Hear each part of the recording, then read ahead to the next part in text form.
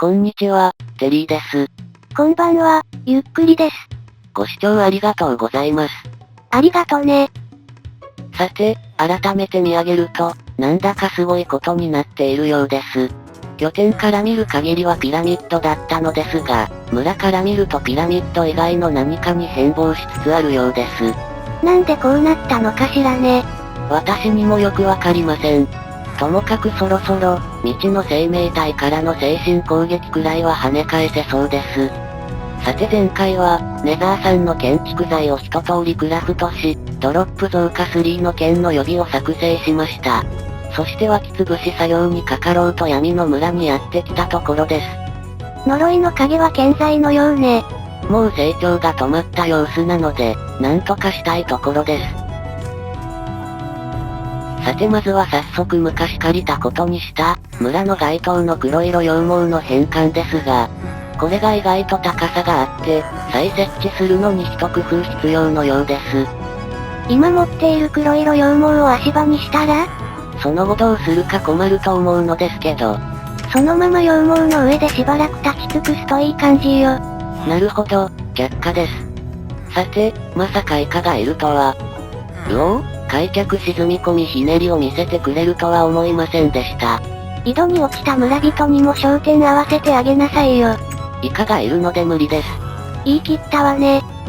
さて、長短期に及んだ足場設置禁止縛りの羊毛変換企画も、これで無事に完遂となりました。短かったです。つまり、ここで急にエンディングにされて泣きを見たいのね。すみません。もうちょっとだけ続かせてください。さて次は、呪いの影はどうしたものか、あまり考えてなかったので悩みます。で、ひとまず影のチャンクの頂点付近に、松明で印をつけておくことにしました。細かく影を消すのは様子見してからってことね。近づくとすぐ光源処理が走ってしまって、いくつかの頂点に印つけるのが精一杯です。さて、それでは当面の分だけ湧き潰しを。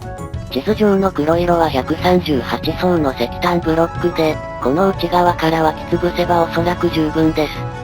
で、湧き潰し作業の合間に、以前からゾンビスポナーでの湧き潰しを試したいと言っていた話を、簡単に図面でご説明します。まず、この四角の一つ一つがチャンクとお考えください。17×17 チャンクね。そして、この中央のチャンクに、アイテムなどを持たせてディスポーンさせないようにしたゾンビを、79体うごめかせておくとします。するとどうなるかというと、私の考えが正しいのなら、この白枠内に私がいる限り、新たな敵対モブがスポーンしなくなるはずなんです。さらに言うと私が白枠の外に出た時、例えば星の位置に私がいた時、私から128メートル以上離れたところで新たに湧いた敵対モブは、直ちにディスポーンするはずです。つまりテリーがどこにいても真ん中のチャンクでは、新たにゾンビが湧かない、あるいは湧いてもすぐディスポーンするはずなのね。ゾンビスポナーでの湧き潰しとは、この原理を応用して村をゾンビから守れないか、という話です。もっともこれは、ウィキや過去のプレイ経験からの推測に基づいた考えなので、実際にできるかはやってみないとわかりません。で、試す上ではいくつかの問題があります。村の下あたりにゾンビスポナーがあるかどうか、が一番の問題ですが、それより心情的に大きいのが、計画がバッチリうまくいってしまった場合、ピラミッド表面までもが湧き潰しされることなんです。つまりピラミッド内側の、17000本もの松明設置作業が何だったのかになるのね。まあでもその時は、松明全部外したらいいんじゃないの？全部外すくらいなら TNT を爆破します。それはそれでありね。まあそれは置いておいてまず、17000本もの松明で、実際にピラミッド表面が湧き潰されているか、確認したいんですよね。なので、まずは当初の予定通りに、普通に村を松明で湧き潰すことにしました。多分ビーコン設置直前あたりになると思いますが、その頃にゾンビスポナー探しに着手し始めると思います。と、松明が切れてしまいましたが、まあこんなもんでいいや。面倒になったのね。そして程よいプレイ時間になったので、この収録はネザーに地図を置いてきて終了です。そしてそのまま帰らぬ人となるんだったわね。地図置きに行くだけで死んだら逆にすごいです。で、ネザーのチェストにしまっておいた昔の探索の地図を広げてみたら、生き生きと動いていました。まあ今更だけどね。でもこれ知っておけば、将来何かで活かせるとは思います。その時まで覚えていられればね。うろ覚えで住んでいたら賞賛があります。さてピラミッド拠点に戻り、日課のラバたちの世話をして、次の建築ターンの建築材を全て持ってみたら、インベントリだけで収まりました。これならエンダーチェストを忘れても安心ね。いやさすがの私でも、エンダーチェストを忘れるなんてことは、両手両足の指で数えられるほどしかありません。意外と少ないのね。さて、建築ターンの日がやってきました。相変わらずいい天気です。すでに準備が終わっているので早速最前線へ。現時点までのピラミッドは139層まで伸びていて、工事進捗は 97.7% です。で、これから積むのは145層までの6層分で、積み終わったら進捗は 1% 伸び、98.8% に達します。というか、呪いの影が全滅してるような。なんで？なんだか寂しいわね。ひょっとしてチャンクの頂点付近が、呪いの影の弱点だったのでしょうか。何の話してるのよ。